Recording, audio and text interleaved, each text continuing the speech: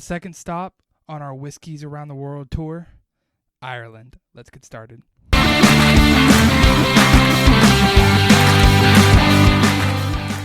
Hey guys, welcome to the Bourbon and College YouTube channel.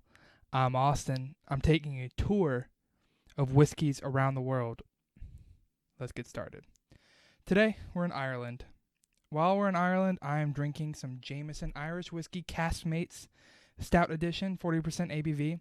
This is classic Jamie that's been finished in oak barrels used in aging stouts. And stout is a beer, if you don't know what that is, dark beer.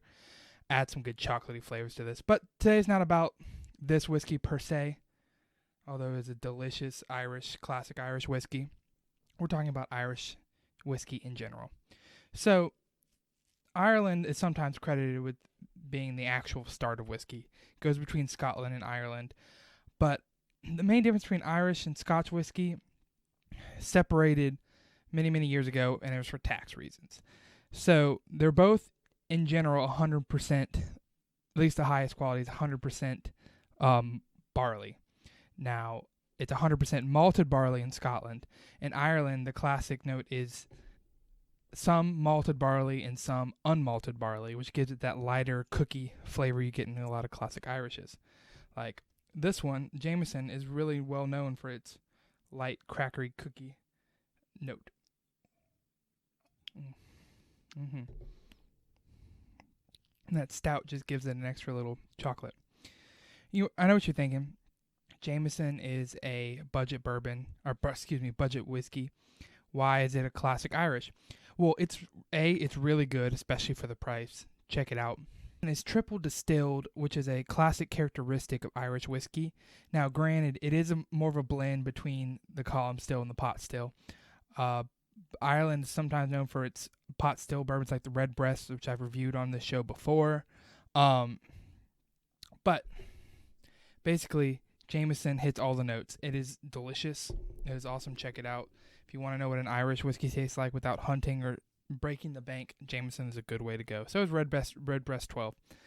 But anyway, so the whole story behind the not using all malted barley used to be the whiskey tax in Ireland was based off the amount of malted barley used. So to get around a little loophole, they use more unmalted barley to get around the taxes, save money. Whiskey and taxes have always been at odds since the beginning. Scotland, Ireland, the United States, we'll get to that later. But it drove a lot of whiskey innovation.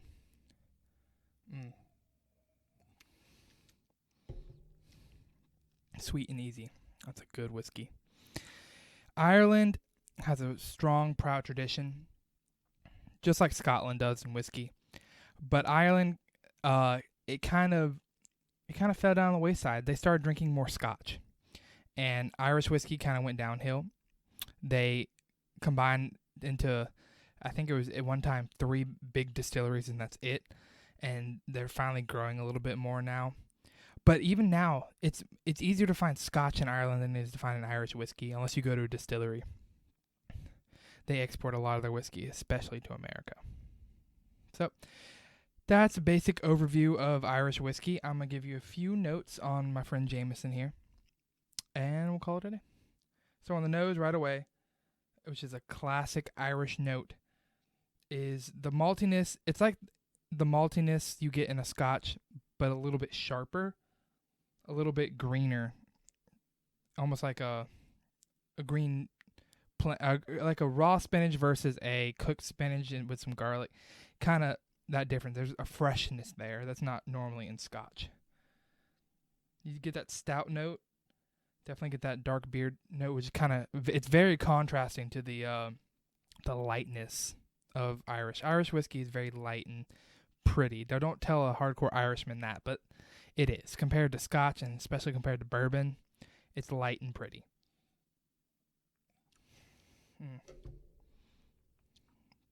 And then there's that butter cookie on the taste. It is just so easy. It's a great summer whiskey. If you're looking for something to sip, even on the rocks, get a little bit higher proof Irish, throw it on the rocks. It's a great summer whiskey. It's a lot lighter, like I said, than a lot of bourbons and scotches. So get you a nice Jameson. Pour it. It's easy. Mix it with something up. It's good. It's good in coffee. That's about the only thing I'd mix Irish whiskey with is coffee. Because it's so light and pretty, it doesn't stand up too much. Maybe a little bit of water to open up some different flavors. It's a little bit floral if you do that. It's a little too floral for me usually, at least in the terms of Jameson and Redbreast. Irish whiskey, I only have 4 bottles, Regular Jamie, Caskmates Stout, which you see here, Caskmates IPA, which I also enjoy. It's completely different, and Redbreast 12. I want to expand it a little bit, but it's a little bit harder to come by around here for me rather than Scotch and bourbon. So, yeah, hope you enjoyed this trip. Our next stop, we're going to America. So, see y'all next time. Remember, subscribe and comment your favorite whiskey, and you can win a Glencairn, a Bourbon College Glencairn. Also, fill out the survey below to be entered for a sample of anything in my collection: bourbon, Scotch, rye, Irish, if you want to choose that. And you can even win a Glencairn there. All right, guys. Thanks for watching. Cheers. If you want more Bourbon in College, follow us on Instagram at bourbon_in_college and like our Facebook page. Subscribe to us on YouTube and your favorite podcast player. Find all these links and more at bourbonincollege.com. Thanks, everyone.